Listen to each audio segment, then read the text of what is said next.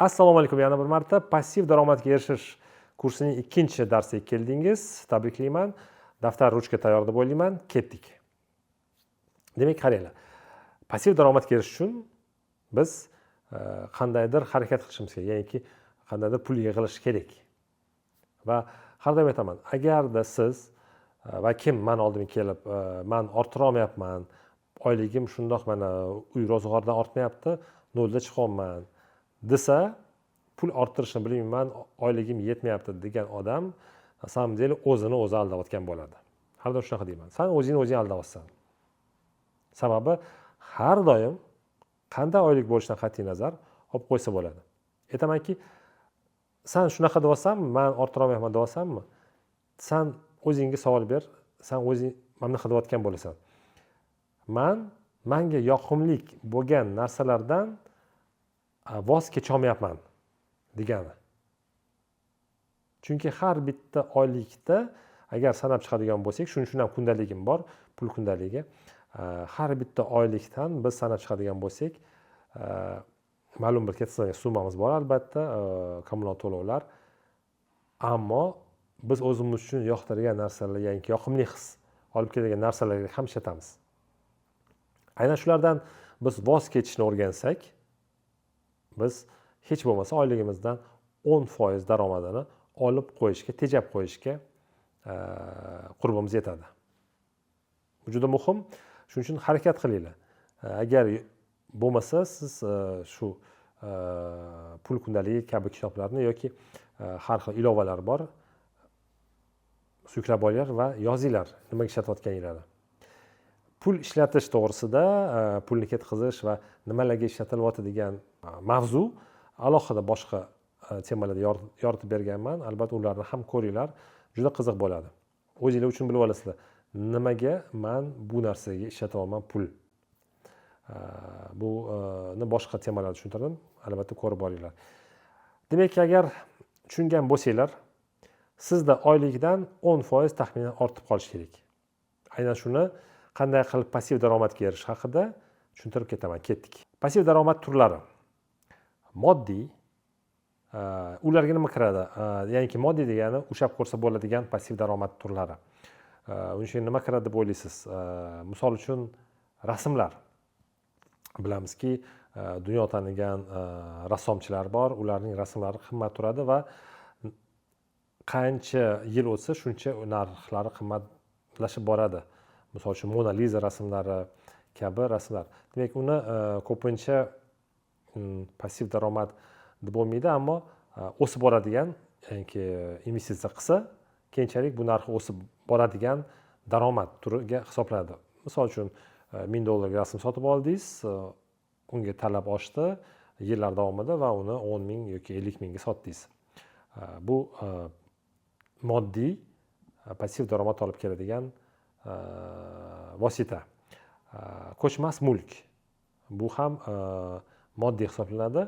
Ko'chmas mulk sotib oldingiz yoki mashinani sotib oldingiz va uni arendaga berdingiz, u sizga passiv daromad olib keladi. Shu kabilar, ya'ni biz ushlab ko'rish mumkin bo'lgan narsalar moddiy narsalar hisoblanadi. Ikkinchisi moliyaviy. Moliyaviy instrumentlar, bular aksiya, bu fond bozori.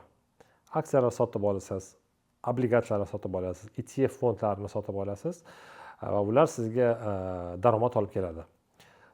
Ularning daromadlari haqida batafsil alohida darsda tushuntirib o'taman. Umumiy olganda moliyaviy passiv daromad bu aynan shular.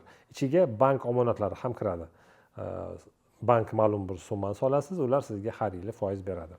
Ammo ichida hozir men joiz, nojoiz haqida gapirmayapman, umumiy passiv daromad turlarini beraman. Adashtirmanglar. Ichida keyin albatta nojoiz tomonlari bor. Ular haqida alohida darslarimda tushuntirib o'tganman va nega nojoizligini ham aytib o'tganman. Shuning uchun hozir faqat turlari haqida yozib olinglar. Va barcha shu moliya bilan bog'liq daromadlar, ular moliyaviy passiv daromadlar hisoblanadi. Demak, siz nimadir sotib olasiz, aksiyani misol uchun sotib olasiz, ular sizga dividendlar to'laydi. Bu moliyaviy passiv daromad. Va uchinchi turi nomoddiy. passiv daromad hisoblanadi. Bular demak ushlab ko'rib bo'lmaydigan, ammo bor narsalar. Bularga nima kiradi o'ylab ko'ramiz. Ozgina vaqt beraman, pauzaga qo'yib qo'yinglar, o'ylanglar. Agar moddiy uylar, mashinalar bo'lsa, moliyaviy aksiyalar bo'lsa, nomoddiyga nima kiradi? Okey.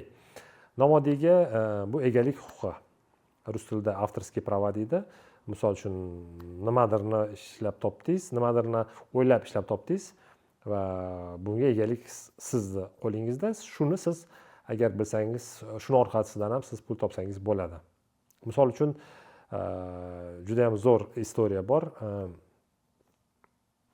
Surfer, ya'ni doska uchadigan doskada bitta rasmni ikkita surfer mundoq turganini siz ham ko'rgandirsiz.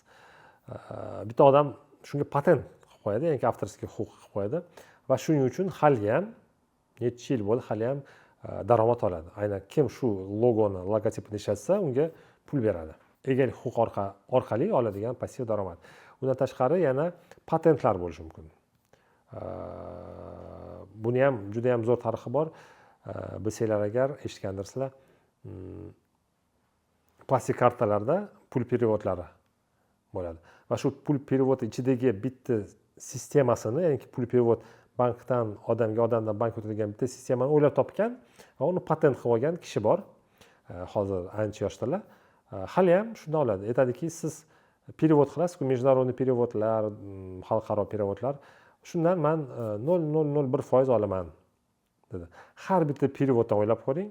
Har bitta odam dunyoda necha marta perevod bo'lsa, shundan 0.001% olsa ham kuniga necha foiz daromad oladi.